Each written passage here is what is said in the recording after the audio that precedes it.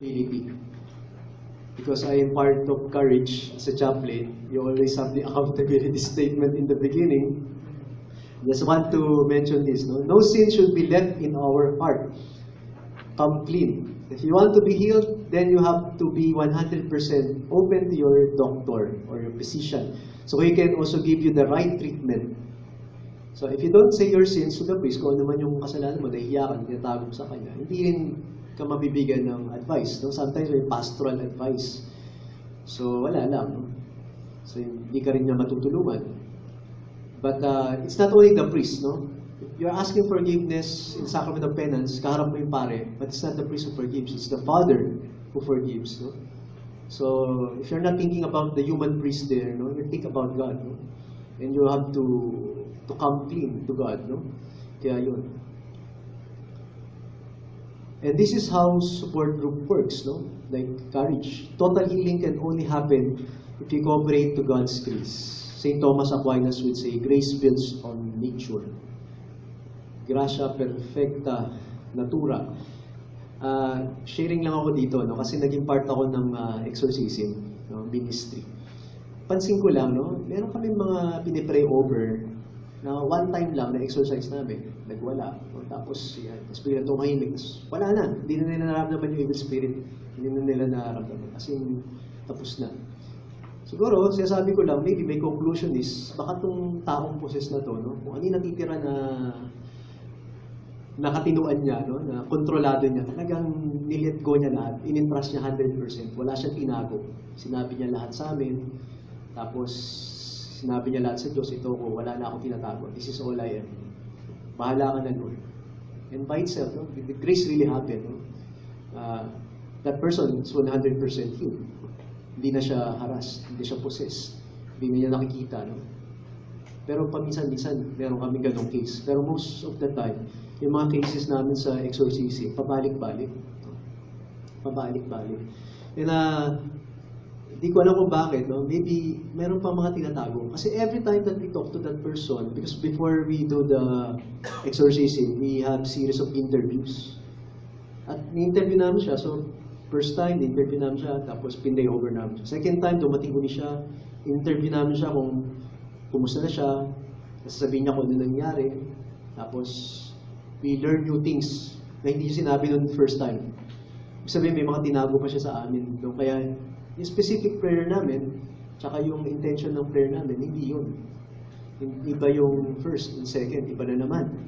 No? So, then meron kami mga case maabot ng 4 hanggang 6, meron pa kami. Kasi nga meron mga talagang, hindi namin in one sitting mapaalis kasi nga hindi open yung tao eh. Hindi niya sinabi lahat ng situation. Yung pala, when you made a pact, no, with the devil, meron kasing mga advantages yan eh, no? Kasi meron ka mga faculties na wala ang isang ordinaryong tao, no? Like sometimes you can you have sometimes mentally sharp ka, you can see a future, you are very, sabihin natin lucky in all things, no? Or basta you parang napaka-confident mo because maybe that's part of their pact or their new age belief before, no? Kaya nakuha nila ito, no? Yung iba talaga doon, hindi nila ma-let go eh. Pero naman binigyan ka ng faculty to heal. Hindi ko ma-let go. Pero kami ganong case eh. Kasi nga, nagpupuntahan sa kanyang tao, and he really feels very important. Kasi yung mga tao na malapit sa kanya, nagpapagaling siya. Pero yung pagpapagaling niya, hindi naman galing kay God. No? Galing dun sa Kaya hindi niya ma-let go kasi for the time of his life, no, or her life, nagkaroon siya ng purpose eh. Hindi niya ma-let go. But even though she has that, no, parang feeling niya na hinaharas siya. Kaya he went to us for healing. Kaya lang, nakita namin na hindi siya masyadong, parang open. So, hindi siya talagang, hindi siya accountable, no, for his actions. He's not open. So, we're not able to heal her, no. So, we're still waiting, no, for the person, no, or anyone to be open in order to be healed. So, this is also important, no, confession, Makati, confession of sins should be open to God, no, 100%. Or in speaking to a priest, in order for you to be healed. Para kasi mga pare, mga doktor din pala, no? Doctor, not physical, doctor of souls. So they know what to say, they know what particular prayer that they will pray if you just say what is the truth, no, about yourself, no, if you come clean. So we move on. No? Number 3, penance. Satisfaction or sacramental penance. Pag narinig nyo salitang penance, ano yung pumapasok sa isip nyo? Penance. For your penance. Di ba sa confession? For your penance, pray one Our Father, one Hail Mary, one Glory be. I always ask the penitent to pray that, no? And pray for the intentions of the Holy Father. Pero sometimes hindi ako natatapos doon lang. I also ask the person to do something, a concrete thing, no? Not only prayers, just one part, pero a second part of this is charity, or how will you repair, no, yung the sins that the damages caused by your sin. So kung ano man yun, that's what the priest says, no, penance. Nalaman ko lang, no, nung pre-Vatican II, ang pari pala, no, pinag-aaralan yung isang libro na these are the penance you're going to give. Particular sin is sa corresponding penance. No? Ang bawa, nakapatay siya. So, meron kang bibigay na penance kayo, mabigat-bigat ng konti. Hindi ka lang pagdalo sa ng Our Father in Mary. No? So, mag 30-day retreat ka, ignition retreat. Siyempre, hindi naman susuplong eh. O kaya, hindi mo na sasabihin na, siyempre, for his own good, no? Eh, paano ka? No? Then there should be justice, no? Kasi, ano siya, he is held accountable for that, no? So, you just suggest it to the person. No? If he cannot do that, and of course, you have to have a parang corresponding penance. Ang binibigay ko minsan sa abortion, kasala ka sa buhay, then in order for that guilt to go away, you have to serve life. No? Go to an orphanage and serve the children there, no? Or to a home for the aged. Laban mo yung mga ano nila, yung mga underwear nila, no? O kaya yung mga ano nila. O kaya mag-alaga kasi you sin against life, so you have to serve life. Yan yung corresponding penance. Eh, kung Our Father, Hail Mary, Glory bilang bibigay ko sa kanya, baka okay lang kung talagang di kaya yung konsensya niya, no? Wala na. Pero sometimes, it's for the good of the person who asks forgiveness is to receive the proper penance. But ngayon, wala na kaming ganun book eh.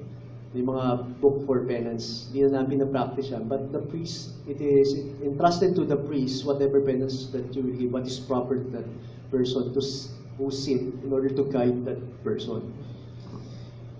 And letter A, no, connected to this, the triple denial of Peter versus the triple question of Jesus to love him back. No? John chapter 21 verses 15 to 17. So kanina pinag-usapan natin yung Peter's denial. Si Peter, isa sa mga alagad ni Kristo na hindi matanggap na pinagkanulo niya si Jesus. At hanggang ngayon, guilty pa rin siya. At wala siyang mukhang maipamukha sa Panginoon. No? Kitang-kita naman natin yun. No? Nung muling nabuhay na si Jesus, no? Parang feeling niya, ay nabuhay talaga siya. Parang mas gusto pa niya na siguro sana hindi na siya nabuhay kasi papahiya ako eh. No? Pero kung nabuhay siya, ako haharapin ko siya. Anong ihaharap ko sa kanya? No? 3 beses niya pinagkanulo si Jesus. Siguro okay lang sana kung isa lang. No? So baka may kapal pa siya ng mukha na ipamumukha sa Panginoon. Pero 3 beses eh. What is the solution of the Lord? He asked Peter 3 times. No? Simon Peter, do you love me? So sabi niya, yes Lord.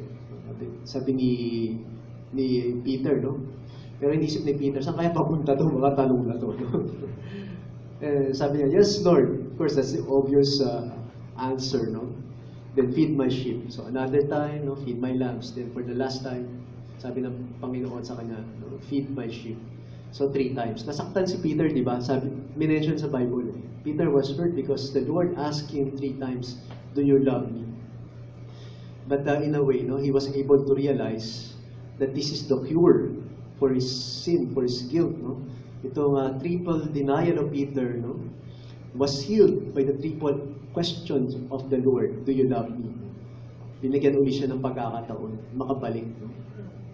And true enough, no, Peter, no, really changed for the better. No? When the Lord went back to heaven, no, at si Peter na yung naging vicar of Christ, no, inalagaan niyo yung simbahan.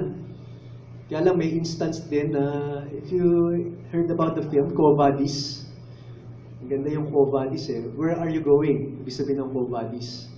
So, si Peter daw, parang pinapupunta siya ng Panginoon sa Roma. Diba? From Israel to Rome. Eh, parang ayaw niya pumunta. Kasi marami siyang, kahit na siguro he already received the Holy Spirit, he's still a man, he's still weak.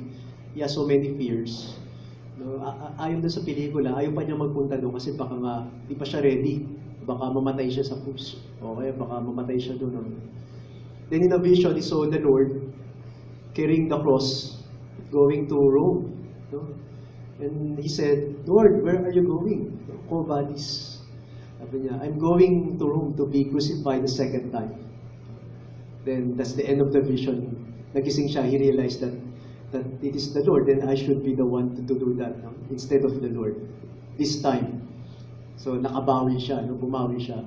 At pagdating nga sa Rome, no? We know what manner of death Peter received. He was crucified. But he said, I'm not worthy of the Lord's way of death. No? I want to be crucified upside down. He was crucified upside down. So that's what happened. So, nakabawi, no? Si St. Peter. No? Nakabawi siya. And letter B, the function of removing guilt due to sin. Interior penance requires three things: fasting, prayer, and almsgiving. So we are now in the Lenten season, and this is what we practice. Every dalawang beses lang tayo nagpa-fasting, no? Ash Wednesday and Good Friday. But we are also encouraged to fast whenever, no? Or we can do it, especially in Lenten season. No? Pero yung abstinence, ginagawa talaga natin every Friday. But not only food, but things that gives us pleasure, we also sacrifice them. That is a way of abstinence. Friday nga, sugpo naman ulo, tsaka lapu-lapu, no? Tsaka masarap na pagkain. No? Isa nagigilty ako, isa kasi nakahanda sa amin eh. Alam mo, hindi ko kainin. Ba't di na lang ganun ko kung ano, syempre. Syempre, mas gusto ko yung masarap, no? But hindi lang naman daw food yun. Ano ba yung mga bagay na pwede mo i-sacrifice? So, bakit kaya ang penance na binibigyan ng pare, may parusa? So, huwag natin isipin parusa yun, no? Isipin natin, gamot yun. No? It is a medicine for us to get healed. Eh, medicine naman, di naman masarap minsan, di ba? Minsan mapait, minsan mahirap i-take. No? Pero this is the way for us to be healed. Kaya niyang function din ng penance. No? The giving of penance is for our own good. No? For the good of our soul.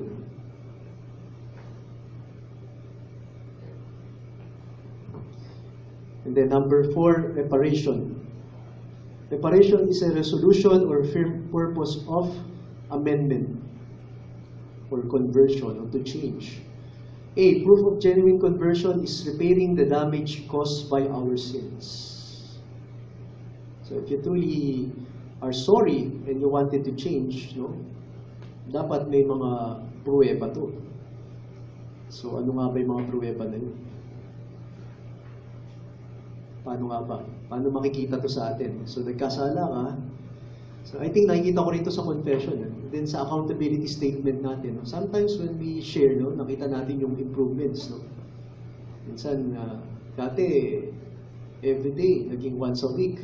Tapos naging ano na, twice a month na. Tapos once a month na lang, umabot sa 6 months. Narinig ko yan eh. Accountability. Pero hindi ko inaalala kung sino yung nagsalita. Pero naririnig ko lang, very observant din ako na, wow, may improvement. No? So kung talagang sorry ka sa kasalanan mo, then you should strive. No? You should strive to make an improvement in your life. Ngayon, there will come a time na minsan babaksa ka. It doesn't matter. No? As long as you are moving forward, not backward, no? Or just steady. Dapat talaga we should move forward. That is a proof of conversion or reparation. Speaking of preparation, kanina sabi ko, pag nagbigay ng penance, ba nagnakaw? Nagnakaw isang tao. Nagnakaw ka, no? So, pray on our Father, one Hail Mary, one Glory be. But I want you to return the thing that you stole. Father, nagastos ko na eh. Tamot na ang ulo. Kasi ko, sige, gumawa ka ng paraan paano mo ibabalik yung ninakaw mo. So, unti-unti, no? Hindi ko masabi, balik mo. Hindi ko masabi na ibalik mo na kung magkano yung kinuha ko, ibalik mo. Baka malaman pa siya yung nagnakaw sa'yo, anong papakulong ka pa. O kaya ilagay mo sa, siguro secretly, ibalik mo dun sa kung saan mo kinuha, no? Ibalik mo sa taong nawalan. Installment, dami nga sabi niya. Pwede din. O kaya, gumawa ka na lang ng mabuting bagay na alam mo mafulfill yung ginawa mong kasalanan. So that is also reparation. No? So that's an understanding of reparation. So ano ba yung mga ginawa mong kasalanan? Paano mo pa siya babalik? That is a condition, no, for true forgiveness and to be serious, no, that you are really sorry for your sins. Letter B, no? Know yourself and your limitation. Avoiding temptations, places, and occasions to sin. So kung nag-confess ka at alam mo na babaksa ka, pag napunta ka sa isang lugar na to, ito yung particular situation, then don't challenge yourself. No? Huwag mo nang subukan yung sarili mo. Wala talaga namang gumagawa nun. No? So alam mo babaksa ka, para mas malaman mo lang malakas ka, pupunta ka dun sa lugar na yun. So don't do that. No? Don't ever do that. Kasi nga, you're not really sorry for your sins if you're doing that. No? Kasi kasalanan yun eh. Go towards committing a sin yun eh. Siguro sa ibang bagay, pwede yun. Like sa sports, no? Sa sports, kailangan mong gumaling sa isang bagay. Kasi dati ito, hindi ko kayang gawin ngayon, susubukan mong gawin. Iba naman yun. Iba naman din tungkol sa kasalanan, no? So malino ito. So we don't talk about sin, so we avoid any occasions to sin. No? In order for us to be serious about this, no? So we should know ourselves, know our limitations. I just want to share a friend of mine, no, who is a chain smoker. He always smoking, nakakailang kahon siya ng sigarilyo araw-araw, no? Parang isa o dalawang kahon siya. Chain smoker talaga, no? Kasi sinabihan siya ng doktor na pag hindi mo tinigil yung paninigarilyo mo, siguro magkakaroon ka ng cancer, no? Yung maubos na yung baga mo, no? Hindi ka na makaka-recover. So natakot siya kasi gusto pa niya mabuhay. So he vowed not to do it again. No? Kung hirap pala, no? Pag chain smoker ka. Kaya nag-ano siya, no? Ng ibang means how to be healed, no? So he used mga patches or mga gum, no? May ganun. Pero yun nga, sometimes successful, sometimes he's not. Kaya minsan pag kinukumusta ko siya, ganun, nung pumunta ako dun sa opisina niya, nakakita ko dun sa table niya, no? Mga bote.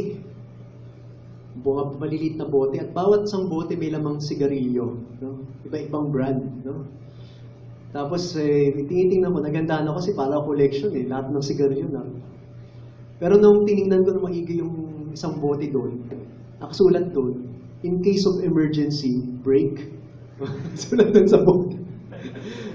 Kaya kinwestiyon ko siya, sabi ko, seryoso ka ba talaga na gusto mong baguhin ito? Kaya pala minsan, nakapagsigarilyo pa rin siya kasi nasa harapan niya yung temptations niya. Yung iniiwasan niya, yung kryptonite niya, nasa harapan niya. So in order really to change, you have to remove everything. So that is a way, no, to also, no, to amend your life.